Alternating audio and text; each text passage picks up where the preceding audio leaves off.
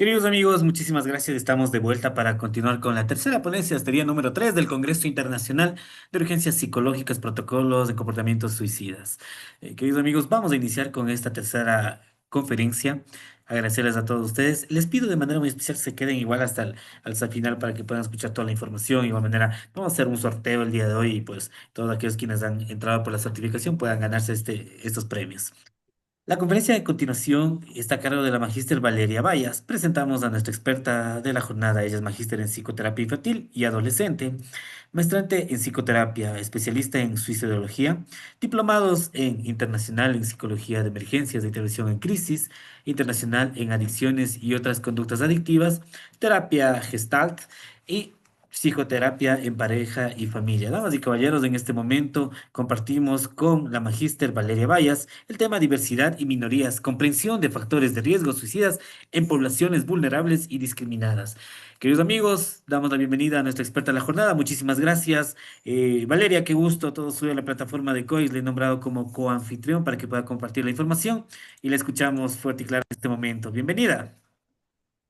Buenas noches, estimados participantes, a esta jornada académica.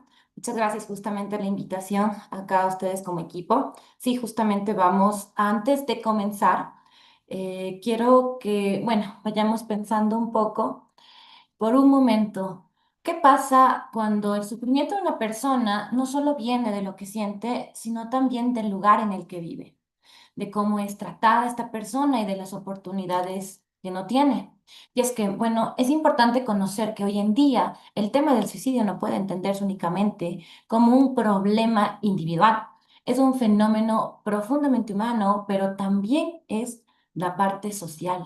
Y bueno, conocemos que a nivel mundial y especialmente acá en Latinoamérica se ha convertido en una de las principales preocupaciones dentro de esta materia de salud mental y de salud pública, marcado mucho, muchas de las veces por la desigualdad, la violencia y la exclusión. Y bueno, ya entendiendo que en este contexto hay grupos que no solo enfrentan el dolor emocional, también van a enfrentarse bajo condiciones estructurales que incrementan su vulnerabilidad. Hay personas que históricamente han sido discriminadas, invisibilizadas o excluidas. Pero esto nos va a llevar a una idea clave, y es que el riesgo suicida no surge simplemente con un vacío que la persona experimenta y es la pérdida del sentido de vida, sino más allá va a haber la interacción de la persona y su entorno. Es por ello que hoy hablar de factores de riesgo en poblaciones vulnerables no solo es un ejercicio académico de aprendizaje, de que hoy nos hemos reunido justamente bajo esta temática, sino también implica que nosotros podamos ya comprender el sufrimiento psicológico que es atravesado por estos factores sociales, culturales y estructurales. Y que, bueno, nuestra intervención justamente puede llegar a ser más allá de una intervención única, sino va a ser una intervención integral, contextualizada y profundamente humana, y es lo que hoy nos vamos a dirigir durante esta temática. Ya ahí está mi corta presentación y justamente vamos a arrancar, ¿no? Tenemos que ser muy conscientes de la importancia de la salud mental hoy, en la actualidad.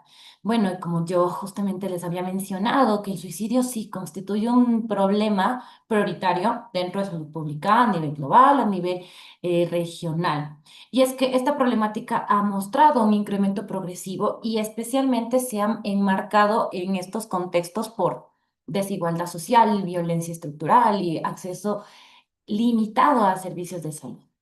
Esto nos refleja también una urgencia de que nosotros entendamos estos factores de riesgo y lo podamos abrir en espacios de salud mental. Y entendemos que esta problemática se presenta visualizada en espacios rurales, en poblaciones que han sido excluidas.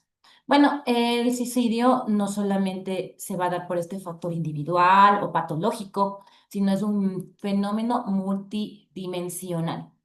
Va a estar influenciado por variables sociales, culturales y estructurales, y en este sentido vamos a entender que las poblaciones que pertenecen a minorías como la población LGBTIQ+, comunidades indígenas mujeres en situación de violencia y personas en condiciones de pobreza o migración van a enfrentar mayores niveles de vulnerabilidad debido a su proceso sistematizado de discriminación, exclusión y estigmatización. Y es importante conocer que esta problemática se encuentra, esta población se encuentra bajo estas problemáticas, entonces es muy entendible y esperable que aparezca justamente una afectación en su estructura psíquica que va a ir dando como factor de riesgo el suicidio. Entonces sí, es muy visualizado que se va a presentar mucho más presente en esta población ya la conducta suicida, ¿no? Y justamente hay que entender que los factores de riesgo suicida en poblaciones diversas discriminadas no solamente es relevante hoy que lo estamos notando dentro del término de salud mental, de cómo hoy lo estamos visualizando, sino también es fundamental al momento en que nosotros llevamos a ejercer nuestra práctica clínica, ya que nosotros vamos a reconocer este sufrimiento psíquico más allá porque esto ya es un trabajo profundizado, atravesado por estos entornos sociales y que nosotros como ya profesionales en esta materia podamos dar una intervención profesional incorporando una mirada crítica, ética y justamente contextualizada. Es importante saber justamente que hay un aumento, se hace un poquito más de énfasis aquí, del riesgo suicida según la Organización Mundial de la Salud en poblaciones donde significativamente también tienen mayor riesgo social. Experimentan marginación, discriminación o exclusión social. Justamente esto es muy relevante incluso dentro de Latinoamérica, en poblaciones con mayor incidencia en jóvenes. Las tasas de suicidio han aumentado, las poblaciones indígenas presentan tasas más elevadas en comparación a la población en general justamente mayor riesgo en esta población, en personas de la comunidad, ya que ellos presentan mayores niveles de ideación e intento suicida, esto bajo datos de la Organización Mundial de la Salud en el 2023, y experimentan ellos mayor rechazo y mucho más estigma. Hay que entender que en Ecuador también se ha evidenciado el suicidio de una manera que afecta a nivel desproporcionado en adolescentes y en jóvenes. Y se marca otra vez que es justamente más dirigido en poblaciones vulnerables sociales, en violencia y en desigualdad familiar. También es importante que nosotros podamos identificar cuál es como la relación entre vulnerabilidad y riesgo suicida, ya que el aumento de estas problemáticas se explica por la interacción de múltiples factores. Uno de ellos es el estrés crónico derivado por la discriminación y la exclusión. La persona que se encuentra dentro de estos grupos va a estar bajo altos niveles de estrés que justamente va a empujar a una inestabilidad, alteración emocional que lo va a llevar a una conducta suicida. También siendo parte de este grupo de vulnerabilidad hace que haya una falta de redes de apoyo y de contención emocional. Va a haber un acceso limitado a servicios de salud mental. Ya conocemos un poquito, quizá entrando en temas sensibles, de pronto de parte de salud mental. En la actualidad, la salud mental sigue su lucha y seguimos en la lucha de que seamos mucho más presentes para la población, que la población tenga mayor accesibilidad a la salud mental. Si hablamos que la población en general, nosotros, usted, tiene esta dificultad, por así decirlo, de acceder a estos espacios de salud mental. Imagínese esta población vulnerable, personas que se encuentran bajo extrema pobreza, mujeres violentadas, personas aisladas de su país, que están estigmatizados bajo alguna comunidad. Entonces, aquí nos vemos que incluso el acceso a ellos es limitado. También va a haber una internalización del estigma, lo que va a afectar mucho en el tema de la autoestima y el sentido de vida, y va a haber una normalización de la violencia y el sufrimiento. Así que entendemos que este conjunto de condiciones va a generar un escenario donde el malestar psicológico puede intensificarse hasta derivar en conductas suicidas. Y bueno, esta problemática se ve muy reflejada en dependencia de la diversidad que existe en los grupos sociales y más acentuado en las minorías, ¿no? Y vamos a conocer un poquito estos dos conceptos. De parte de la diversidad, hacemos referencia a la variedad de características humanas que van a diferenciar a las personas entre sí. Vamos a incluir aspectos como la cultura, la orientación sexual, la religión, las condiciones socioeconómicas, las capacidades, entre otros. Y entendiendo por minoría, que es el concepto que no se refiere únicamente a una cuestión numérica, no es que son menor cantidad de personas o menor población no, sino que es una posición de desventaja social y de poder dentro de una estructura social. Igual se va a entender que las minorías son grupos que debido a las características compartidas como identidad, étnica, orientación sexual, género, suelen enfrentar mayor discriminación y estigmatización y esto les lleva justamente a la exclusión social, lo que va a impactar directamente en su bienestar. También entendemos como minorías, ¿cuáles ustedes creen? Si de pronto quieren hacer uso del chat y lo podemos hacer un poco participativo, entiendo que estamos un poco ya agotados quizá la noche, pero pues podemos ir seguir participando. En América Latina conocemos que las minorías, los grupos entran personas de la comunidad LGBTIQ+, pueblos indígenas y afrodescendientes, personas con discapacidad, personas migrantes. Así que aquí es fundamental que nosotros podamos comprender que el malestar en esta población no va a radicar en su identidad. No es porque ellos son o pertenecen a, sino de las condiciones sociales que ellos van a enfrentar.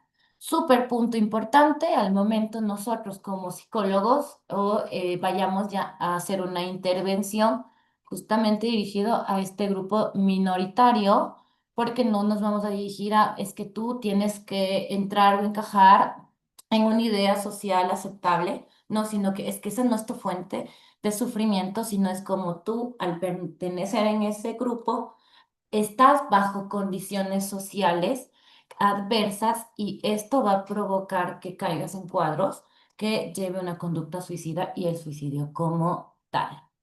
Así que aquí ya vamos como a entrar mucho más a profundidad a lo que es el factor de riesgo en poblaciones vulnerables. Hay que entender un poquito, ¿no? Creo que igual todos lo tenemos claro, que el factor de riesgo es cualquier característica, condición o circunstancia que va a incrementar la probabilidad de que una persona desarrolle una conducta o tenga un resultado adverso. En este caso, puede llegar a la conducta suicida y al acto suicida como tal.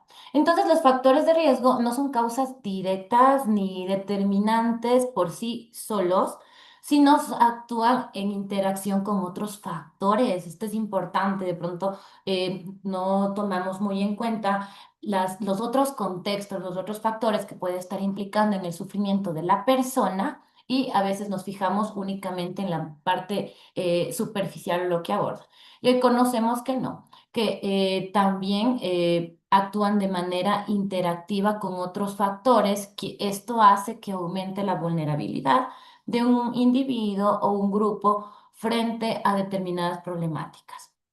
Es importante aquí resaltar que en el ámbito de la suicidología, todos estos factores pueden ser de diversa naturaleza y operar de manera acumulativa, es decir, a mayor cantidad e intensidad de factores de riesgo que la persona esté sometido se encuentre, va a haber mayor probabilidad de aparición de la ideación suicida. Es importante saber las características de un factor de riesgo, ¿no? Entonces estamos viendo como que irlo checando un poquito más de esta información que no son determinantes, su presencia no implica que totalmente vaya a ocurrir el evento, esto es el otro lado. No necesariamente la persona que se encuentra bajo un factor de riesgo vaya totalmente a desencadenar la conducta, algo más debe estar implicando, no únicamente su factor de riesgo.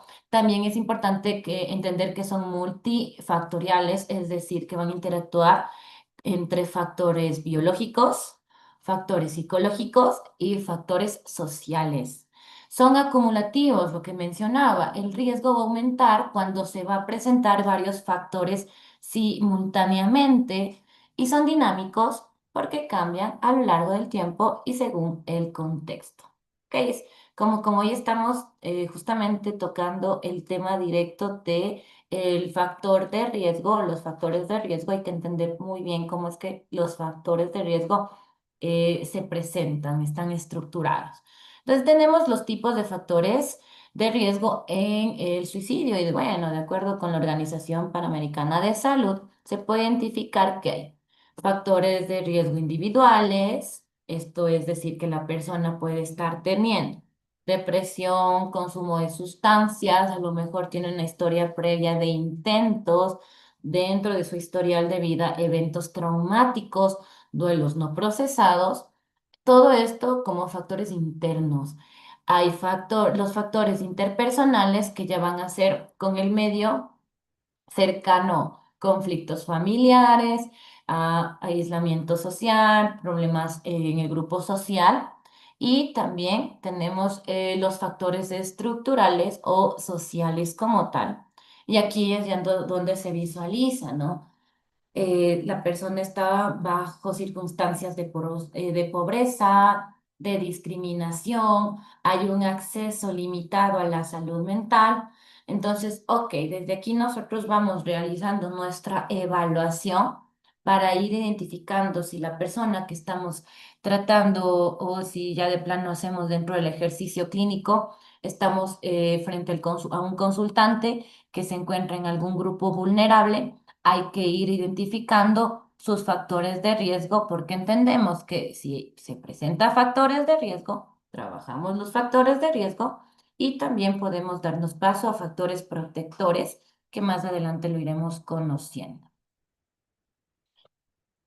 Es importante ahora ir checando cada uno de los factores individuales, estructurales, para que lo podamos ir entendiendo.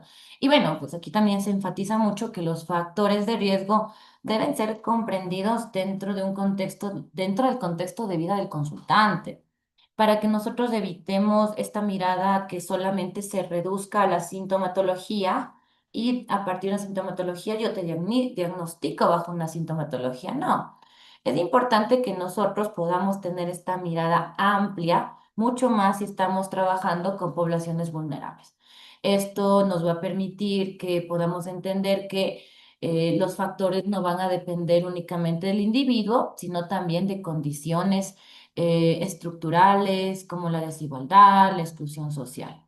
Así que vamos a ir conociendo justamente cada uno de los factores. Factores individuales son aquellos que se relacionan con las características propias de la persona. Aquí conocemos que va a incluir aspectos biológicos, psicológicos, conductuales, ¿ya? Ejemplo, aquí se incluyen trastornos mentales, de pronto la persona como individuo presenta algún tipo de depresión, ansiedad, también incluye consumo de sustancias, lo que mencionaba, si hay algún tipo de historia previa, de algún intento previo, rasgos de personalidad, muy importante cuando hablamos de factores individuales. Y esto es importante porque ya vamos a ver un caso de un minuto, pero vamos a identificar cómo nosotros ya en la práctica podemos trabajar a través y desde como punto de partida los factores. Y también como factores individuales implica rasgos de personalidad, de pronto tiene impulsividad, rasgos de desesperanza y dificultades para poder regular sus emociones. Esto, hablando ya desde la clínica, entendemos que son factores que suelen ser mucho más visibles, pero no explican por sí solos el riesgo suicida. Vamos a conocer ahora los factores sociales, que se refiere a las relaciones y dinámicas inmediatas en las que la persona se va a desenvolver. Esto va a incluir que la persona esté bajo conflictos familiares, si es que se presenta violencia intrafamiliar o de pareja, si es que hay un rechazo social o familiar. Este tema del rechazo social especialmente se ha visto, visualizado o presentado mucho más en las personas que pertenecen a los grupos LGBTIQ+. Esto mucho por el tema de la estigmatización sociocultural. También la persona en factores sociales va a estar bajo aislamiento social, pérdidas de vínculos significativos.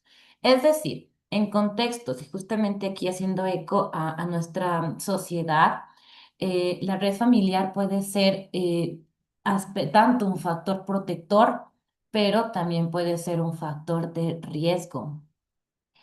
Y factores estructurales, si conocemos que son aquellos que están relacionados con las condiciones sociales, económicas, políticas y culturales, que esto es un poco más amplio, ya que influye en la vida de la persona. Se enmarca dentro de el modelo de determinantes sociales de la salud mental que podemos identificar la persona se encuentra bajo condiciones de factores de pobreza, de desigualdad, de discriminación sistemática, sea por su etnia, sea por su género, sea por su orientación sexual. Va a haber un acceso limitado a servicios de salud mental, va a haber exclusión educativa laboral y va a estar bajo contextos de violencia social. Estos factores son claves en poblaciones vulnerables entenderlo, ya que muchas veces no lo podemos, no lo visualizamos, ¿no? En la práctica clínica ya podemos estar enfatizando mucho justamente en identificar, bueno, esta persona no únicamente desde su clínica individual, que más puede estar influenciando en su estado de una conducta suicida o que ya llegue a desarrollar un intento suicida como tal. Es importante conocer aquí, puede tomarle una foto, puede ir asociando justamente con su conocimiento cómo es que se relacionan estos tipos de factores, ¿no? Entonces hay que entender que estos factores no funcionan de manera aislada, sino que se relacionan entre sí. Y va a haber igual va a haber igual cómo nosotros vamos a tomar en cuenta esta relación, ¿no? Entonces he puesto la problemática, el suicidio. Aquí vemos como un factor estructural, pobreza, puede generar conflictos. La pobreza puede generar conflictos familiares, siendo un factor social que puede llegar a desencadenar, a derivar en depresión siendo un factor individual. Entonces aquí vemos como una problemática no únicamente está dado bajo un factor, sino vemos en general.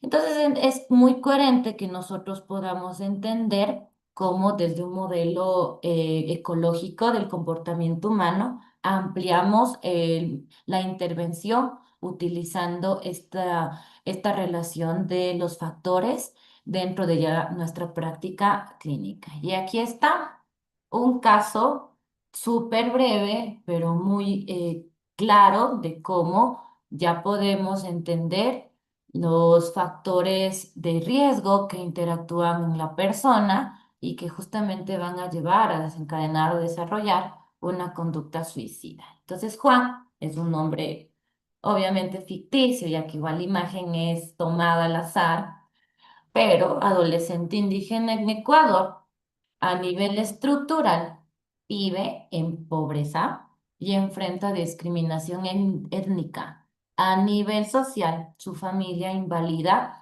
su expresión emocional y sus necesidades individuales.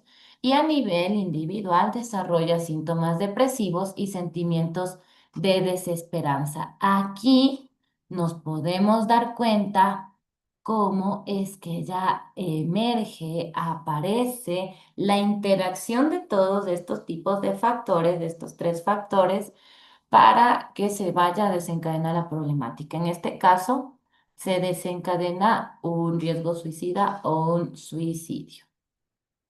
Y hablando ya de factores de riesgo, ahora vamos a conocer un poco más claro y detallado cuáles son estos factores de riesgo en las poblaciones vulnerables.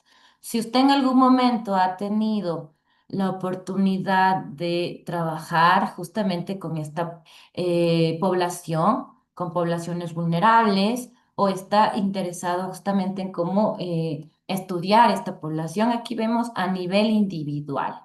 Si la persona tiene o presenta algún tipo de trastorno mental, sea depresión, ansiedad, trastorno de conducta alimenticia, algún tipo de adicción, la persona tiene mayor riesgo a desencadenar la conducta suicida.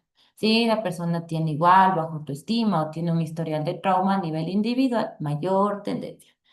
Si la persona a nivel interpersonal ha sufrido discriminación o rechazo familiar, tiene mayor tendencia. Si la persona ha estado sometido bajo violencia intrafamiliar o ha estado aislado, ha tenido este aislamiento social, lo han hecho a un lado, tiene mayor tendencia. Y a nivel social, estructural, si la persona igual ha tenido, ha sentido, ha vivido esta discriminación, si ha sido estigmatizada, estigmatizado, si ha habido una falta de acceso a servicios de salud y si es de salud en general, ¿no? De pronto de salud física, médica, pues, o de salud mental y o de salud mental. Y si la persona está bajo ciertas condiciones, y he puesto una como para poner de ejemplo, la pobreza. Entonces, de pronto aquí vemos en la imagen a una mujer violentada. Vamos como a hacer el ejercicio igual. Supongamos que esta persona a nivel personal, a nivel individual, tiene baja autoestima, ya ha estado bajo una interacción familiar de constante violencia, a lo mejor su pareja ejercía mucha violencia contra ella, esta violencia intrafamiliar. Tenemos ahí otro factor de riesgo y quizá esta mujer golpeada, esta mujer violentada, siente esta discriminación porque a lo mejor, lamentablemente, en ciertos espacios sociales, esperemos que poco a poco y acá en nuestro país se vaya disminuyendo, aún está estigmatizado. Bueno, ¿por qué te quedaste con esa persona? ¿Eres tú la culpable de haber querido aguantar los golpes? Entonces, no, mejor yo me voy a alejar de ti, se alejan las amistades. Aquí nos damos cuenta que esta persona, en este ejemplo, claritas puede visualizar los factores de riesgo que puede llegar a desencadenar un suicidio.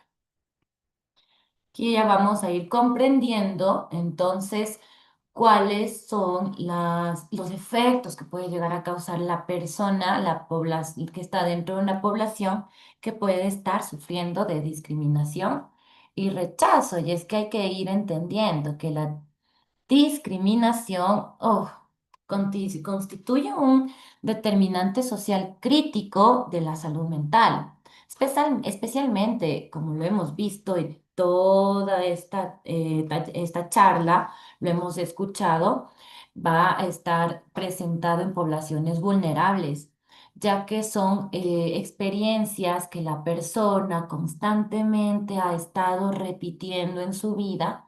Esto no de ser excluida, ser rechazada, ha sufrido esta desigualdad, lo que va a llegar a acumularse y a impactar en su bienestar psicológico. Entendemos entonces que la discriminación se va a configurar como un factor clave de alto riesgo para la aparición de trastornos mentales y conductas suicidas. Las personas que han sido expuestas a discriminación presentan mayores niveles de depresión, ansiedad, desesperanza y riesgo suicida. Aquí nos damos cuenta justamente cómo si hablamos de minorías, si hablamos de grupos vulnerables, una de las lamentables características que la persona ha tenido que pasar y que sufrir ha sido la discriminación y el rechazo. Y aquí sí vamos a conocer más a profundidad qué pasa ya biopsicosocialmente en la persona, o sea, psicológicamente, ¿no?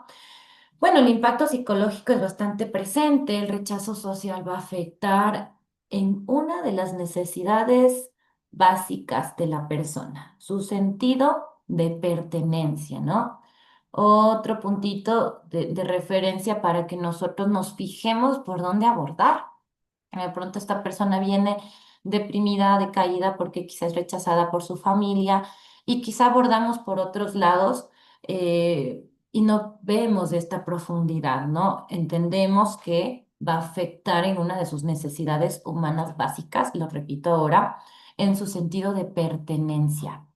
Es decir, que se ve como la exclusión social va a generar respuestas emocionales muy intensas que pueden incluso llegar a ser comparadas con un dolor físico. Y es que la persona que experimenta el rechazo, sea por su identidad, sea por su condición social o su contexto, va a desarrollar sentimientos de soledad y aislamiento, baja autoestima, desesperanza, dificultades en la construcción de su identidad.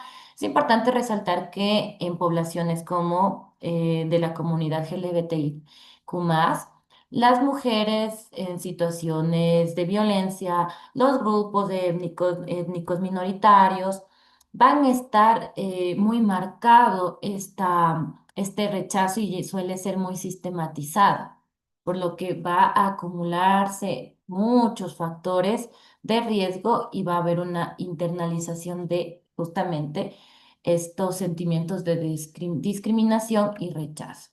Entonces, la discriminación no solo va a estarse presentando a nivel externo, sino que esto se internaliza en la persona. Es decir, que los mensajes negativos del entorno, los prejuicios, em, los juicios de valor son incorporados en la autopercepción del ser humano. ¿Esto qué implica? Si estamos entendiendo que afecta en su sentido de pertenencia, también va a afectar en su sentido de identidad. Otro punto importante al saber al momento de nosotros cómo abordar, cómo, en qué también trabajar. Bueno, entonces va a aparecer de manera explícita o implícita creencias negativas sobre sí misma, ideas de pronto muy presentes, muy comunes, no sirvo, no valgo, no encajo, no soy para eso, soy extraña, soy diferente, no pertenezco aquí. Sentimientos de vergüenza, de culpa, autoestigmatización y va a haber reducción del sentido de la vida va a haber, la persona va a disminuir su sentido de vida. Entendemos que también característica de la conducta suicida, la principal es que la persona ha perdido el sentido de vida como tal. Entonces también hay que ir señalando cómo la persona va a experimentar todos estos conflictos, problemas a nivel mental, a nivel de su salud mental. Es decir, es una mirada muy crítica a los factores de riesgo de estos grupos como tal, pero que nosotros podemos enfocarnos también. Vamos a tener justamente la mirada hacia los factores protectores. Y bueno, igual vamos a recordar que los factores protectores son condiciones, recursos o características que van a disminuir la probabilidad de desarrollar esta conducta suicida. Incluso perdón, en contextos de alta vulnerabilidad. Esto va a permitir, este factor protector le va a permitir a la persona que pueda sentir un espacio de seguridad. Hay que entender que no es que va a eliminar el riesgo, pero sí va a amortiguar el impacto de los factores de riesgo y podrá, esperando desde una buena perspectiva, que fortalezca la capacidad de afrontamiento. Entonces es importante que también, otro puntito de intervención, nosotros podamos promover los factores protectores como una estrategia efectiva para la prevención del suicidio, especialmente en estos grupos que están expuestos a discriminación y exclusión. Entonces vamos a ir entendiendo la red de apoyo, conocemos que es los familiares, la parte de las amistades o la comunidad que pueden justamente ayudar a contenernos, a brindar una contención emocional en algún momento de crisis, aquí nos va a servir de mucho que volvamos a construir nuestro sentido de pertenencia y empecemos a validar y la persona va a empezar a validar su experiencia subjetiva con el mundo, va a cambiar la perspectiva de sí mismo con respecto a la interacción de su mundo exterior y va a poder tener un acceso a una ayuda oportuna. Principal puntito que nosotros podemos ya trabajar o accionar es en el desarrollo de una red de apoyo para estos grupos minoritarios vulnerables. Otro punto importante como factor de riesgo es justamente el acompañamiento terapéutico. Es necesario que desde la parte psicoterapéutica brindemos espacios seguros para que podamos elaborar el malestar emocional, desarrollar estrategias de afrontamiento y algo muy importante, ¿no? Quizá, y más adelante vamos a saber qué enfoque nos va a servir mucho. En todos los enfoques sirven un montón, los enfoques terapéuticos para intervención, pero si estamos hablando de que la persona, un factor de riesgo es o sea, el resultado de estar dentro de estos factores de riesgo es la discriminación. Y la discriminación lleva a la pérdida del sentido y justamente del sentido de pertenencia. Entendemos que como proceso terapéutico podemos y debemos trabajar en la reconstrucción del sentido de vida. Un enfoque terapéutico centrado en la persona. También hay otro tipo de enfoques o terapias, la terapia afirmativa, muy bueno y necesario para justamente la comunidad LGBTI y los modelos integrativos. Pues estos justamente han demostrado una efectividad en la reducción del riesgo suicida y especialmente en la impulso de la adaptación de la población bajo estas características. Es importante que nosotros podamos brindar una intervención oportuna, continua y sensible al contexto sociocultural del consultante, del paciente. Otro factor de riesgo, factor de protector importante es el desarrollo de la identidad. Una identidad fortalecida va a permitir que la persona desarrolle una identidad coherente, activa, que actúe como un factor de protector, especialmente en poblaciones que históricamente han sido estigmatizadas. Esto implica que la persona pueda trabajar en un proceso de autoaceptación, darle sentido de valor personal, pueda integrarse a su propia historia de vida con respecto a su realidad que está viviendo actualmente, ¿no? En la población LGBTI va en grupos étnicos, o en grupos étnicos va a permitir que se fortalezca su identidad de pertenencia, que esto contrarresta estos efectos de la discriminación y de la internalización del estigma. Otro punto como factor protector es el acceso a servicios de salud mental, algo que al inicio justamente hacía referencia, ¿no? La importancia de que nosotros podamos dar este servicio y más que nada la persona pueda acceder de manera oportuna, continua y de calidad a servicios de salud mental, ¿no? Aquí nos va a permitir que nosotros podamos tener una detección temprana del riesgo suicida, podamos hacer una intervención en crisis, elaborar y dar seguimiento terapéutico al caso. Y otro punto como factor protector es crear espacios seguros. Entonces, los espacios seguros son esos entornos físicos o a veces son simbólicos, donde la persona puede expresarse sin temor a ser juzgada, discriminada o violentada. Bueno, es que estos espacios van a promover la seguridad emocional, va a haber una expresión auténtica de la persona y aquí también podemos ya tener una construcción de vínculos saludables.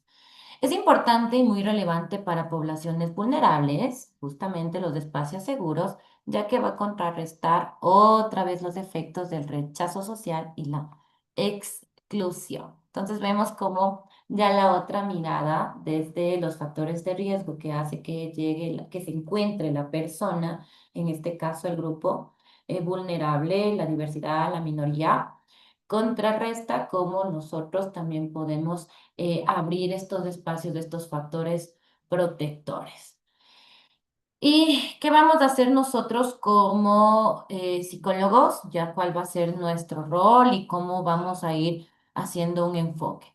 Me di un poco la libertad de poder extender un poquito más este tema, el tema del rol, porque entiendo que nosotros estamos justo aquí en un proceso de aprendizaje y qué bueno que más que ver unos factores de riesgo, más que ver la problemática a profundidad en los grupos de mayor vulnerabilidad, sepamos, bueno, ¿y qué vamos a hacer?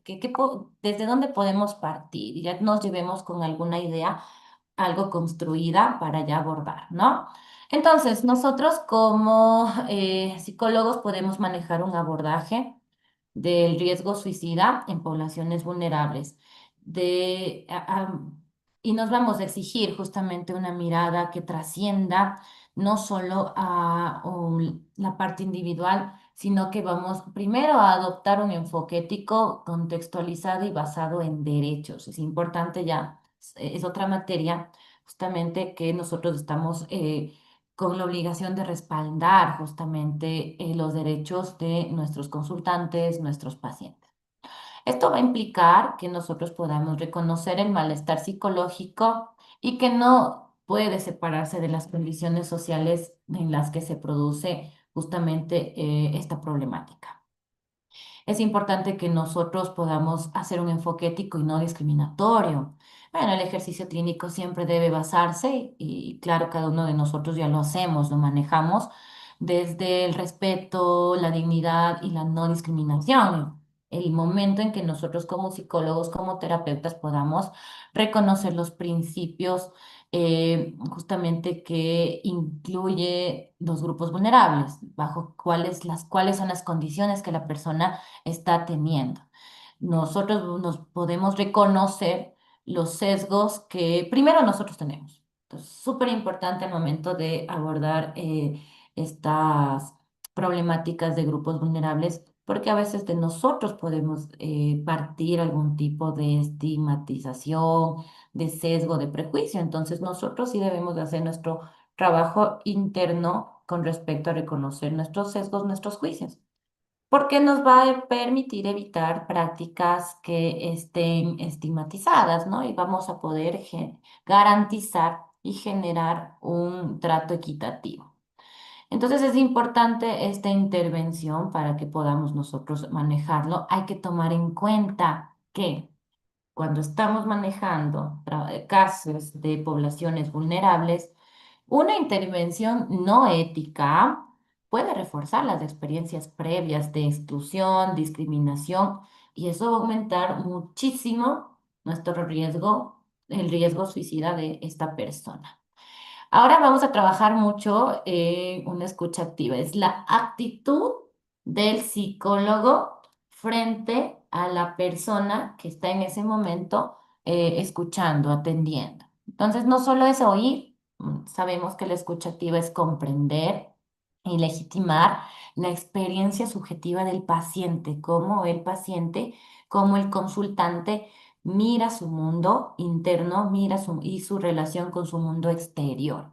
Aquí nosotros vamos a poder dar una validación emocional y esto que va a permitir que hay una reducción de sentimientos de soledad, va a favorecer la apertura emocional, va a construir una alianza terapéutica sólida y esto va a permitir que la persona se sienta ya dentro de un espacio seguro donde ya es visto, ya es escuchado y ya es respetado.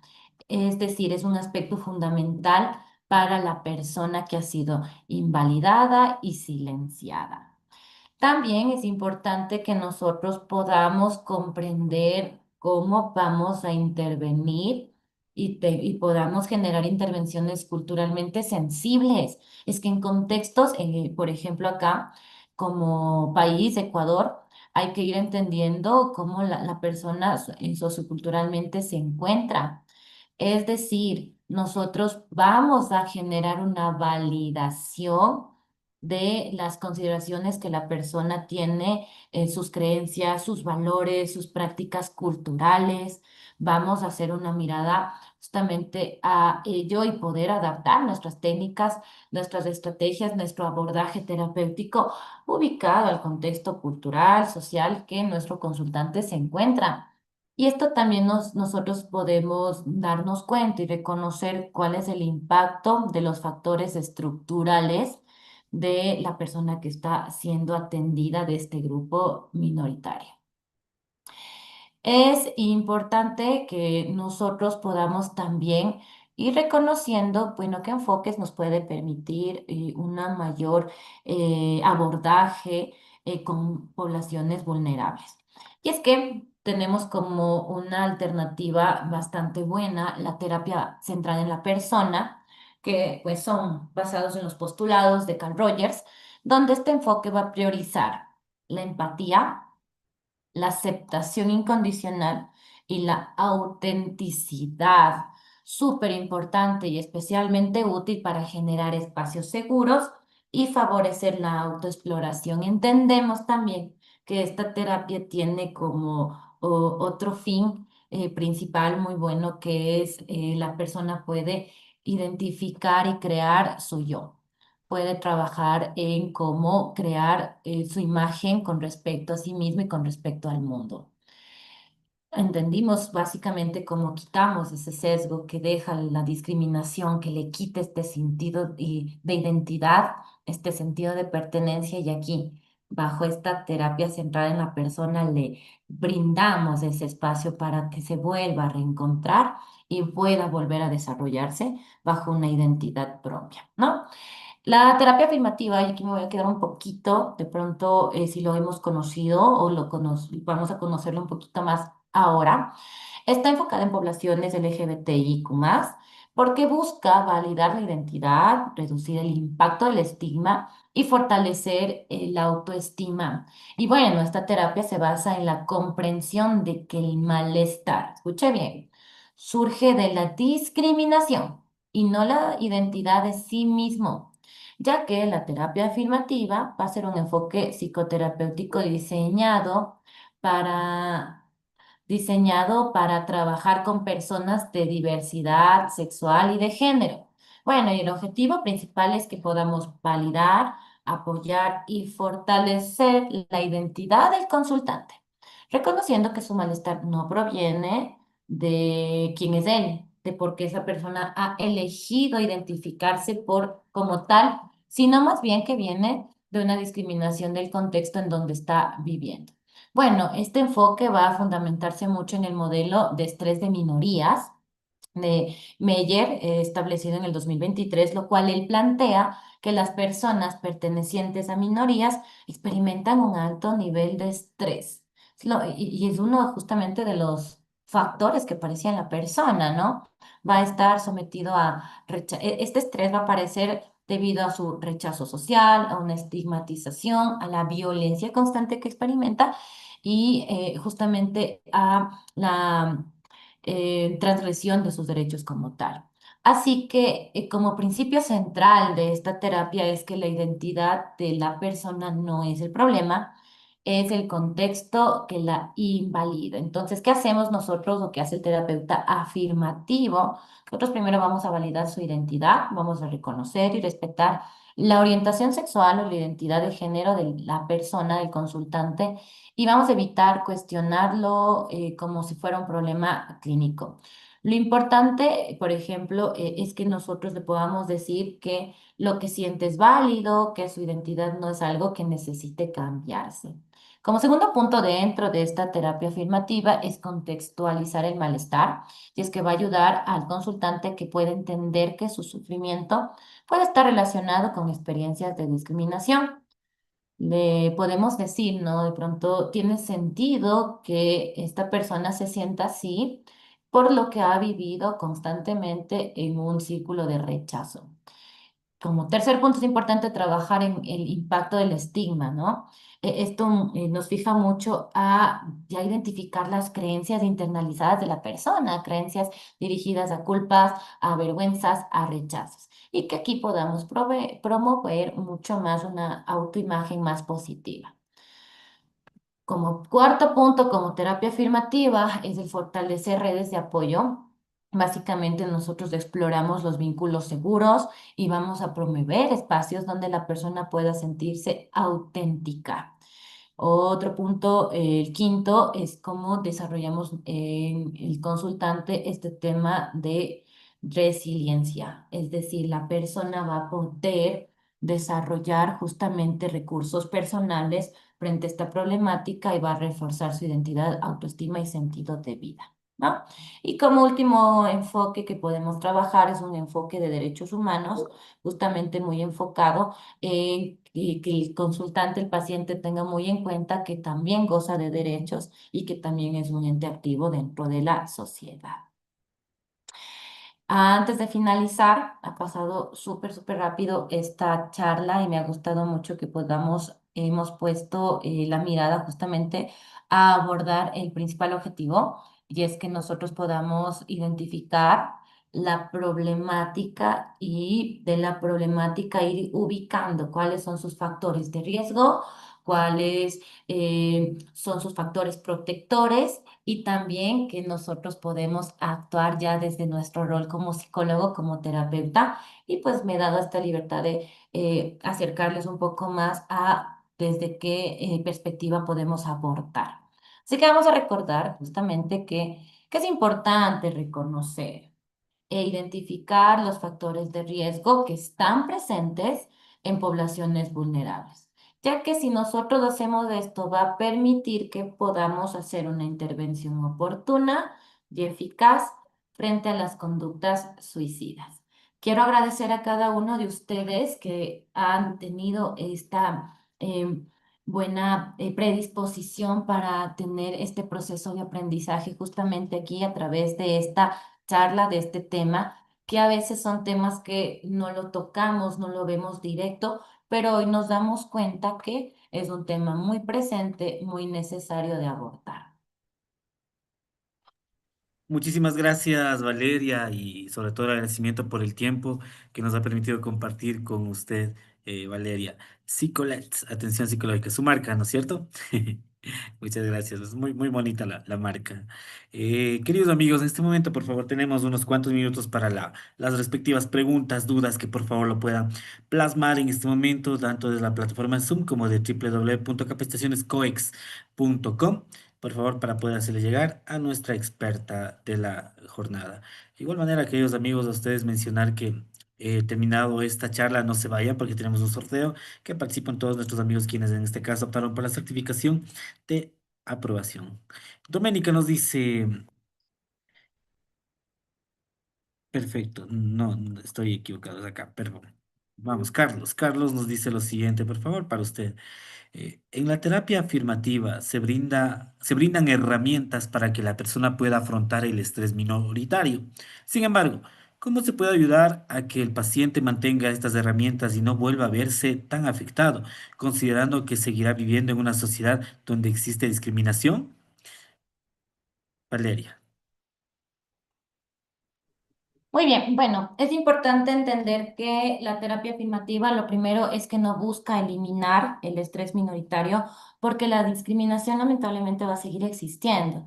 Y lo que nosotros buscamos con este tipo de terapia es fortalecer los recursos internos y externos para que el paciente, para que el consultante pueda sostenerse de manera psicológica sin que el contexto, sin que estos espacios discriminatorios lo vaya destruyendo emocionalmente. Entonces es importante también conocer que, o sea, que nosotros podamos brindar y que conozca al paciente, el consultante, que pueda tener herramientas para que no recaiga. Y aquí nosotros vamos a trabajar mucho en fortalecer la identidad y la aceptación de la persona, va a identificar justamente cuáles son los estigmas que tiene para irlos desmontando de su marca, de su identidad, cómo lo ha tenido, cómo la sociedad lo ha enmarcado, Hay que trabajar mucho en entrenamiento de habilidades de afrontamiento y regulación emocional. Hay que construir una red de apoyo y espacios seguros y que, bueno, la persona pueda tener desarrollo de habilidades de afrontamiento social. El tema de saber asertividad y también empezar a poner límites. Y lo más importante acá es cómo trabajamos nosotros también en la prevención de recaídas y nosotros podamos establecer un plan de crisis, ¿no? Esto va a ayudar mucho a que la persona, el paciente, no solo resista la discriminación, entre comillas, sino que aprenda a vivir con mayor bienestar para sí mismo, que se refuerce su identidad, sus redes, sus vínculos, su regulación emocional y que tenga un buen sentido de vida. Perfecto, muy amable Valeria. Valeria, tenemos otra inquietud desde www.capacitacionescoex.com y nos menciona Carlos lo siguiente: ¿qué estrategias de intervención pueden implementar los profesionales de salud mental para abordar de forma efectiva el riesgo suicida en contexto de diversidad cultural y social? Bueno, justamente lo que hemos como hoy abierto un panorama, nosotros vamos a trabajar primero en una evaluación del riesgo suicida como estrategias directas de intervención. Usted llegó a su consulta o a su espacio una persona que está con el riesgo suicida y ¿qué va a hacer? Ya, muy directo. Usted va a hacer una evaluación de riesgo suicida. Sabemos que podemos explorar desde la entrevista, podemos buscar baterías, instrumentos que va a permitir que nosotros podamos tener una claridad de cómo está el riesgo suicida lo que sigue es que nosotros vamos a brindar una contención emocional y validación. Si la persona está con riesgo suicida, significa que esta persona está bastante descompuesto, desregulado, perdón, desregulado emocionalmente y nosotros debemos hacer una escucha activa sin prejuicio, validar su sufrimiento y claro, como psicólogos, crear un espacio terapéutico seguro. Y tercer punto, en ese momento vamos a generar y establecer un plan de seguridad donde, bueno, pues es una estrategia que ayuda mucho para que nosotros podamos plantear señales de alerta, estrategias de autocontrol, actividades que puedan distraer a la persona para que pueda contactarse también con la familia, buscar líneas de emergencia. Este es un plan de seguridad. Y trabajar mucho en intervención en crisis.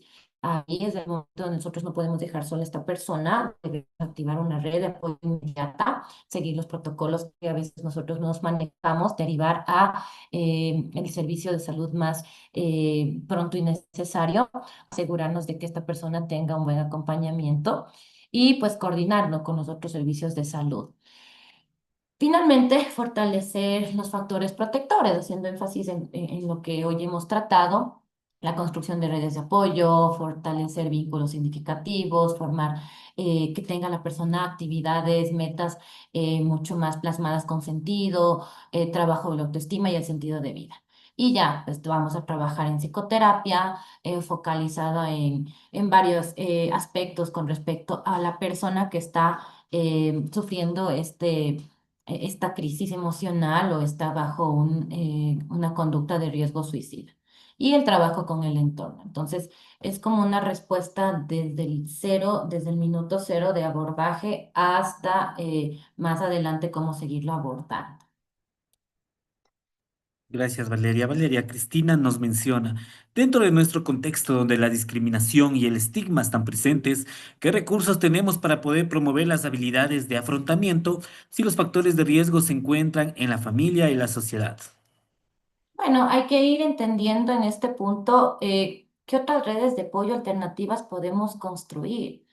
Por ejemplo, si la familia es un factor de riesgo, buscamos personas que sí puedan brindar esta contención en otros espacios, de pronto amistades, docentes, comunidades, grupos de apoyo, organizaciones. Hay que buscar también cómo nosotros podemos generar estos espacios terapéuticos seguros. Entendemos que dentro del proceso terapéutico nosotros también el proceso funciona en realidad en la persona como un lugar de validación, reparación emocional a través de la alianza terapéutica, se fortalece la autoestima y se va a poder reducir la internalización del estigma. Otro punto importante, cómo lo podemos abordar, si es que realmente se encuentra el factor de riesgo en familia y sociedad, es que la persona tenga un espacio de psicoeducación y no solo para sí mismo, si es que se tiene la oportunidad de brindar psicoeducación y sensibilizar a la familia, sería lo ideal, porque es importante que la familia pueda entender el impacto de una discriminación, una violencia, una invalidación emocional, que a veces no siempre se tiene la participación de la familia, pero puede servir de mucho. Y bueno, la psicoeducación de ella misma, ¿no? Entender que quizá a veces esperamos que estos espacios familiares sean los espacios que nos puedan sostener y entender desde la psicoeducación que a lo mejor el espacio puede ser dado y creado por ella misma.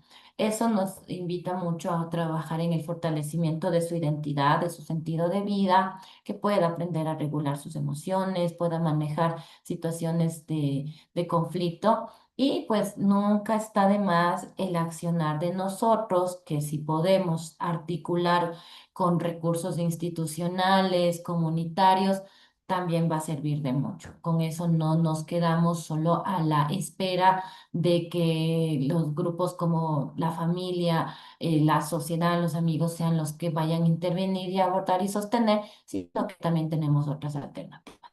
Ujú. Excelente, Valeria.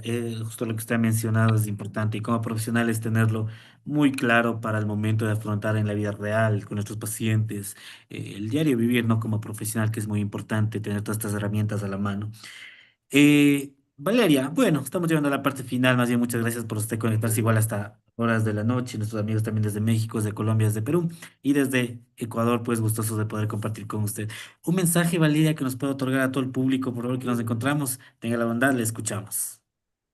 Bueno, como mensaje importante es que nosotros podamos aprender mucho más de todo lo que puede abordar en una problemática al momento de que vayamos a intervenir, ¿no? Es importante que nos convertamos en personas curiosas, curiosas de aprender, de conocer diferentes problemáticas que a veces no los miramos, que también están ocultos bajo nuestros ojos, pero como profesionales ya en nuestra práctica clínica es tan necesario.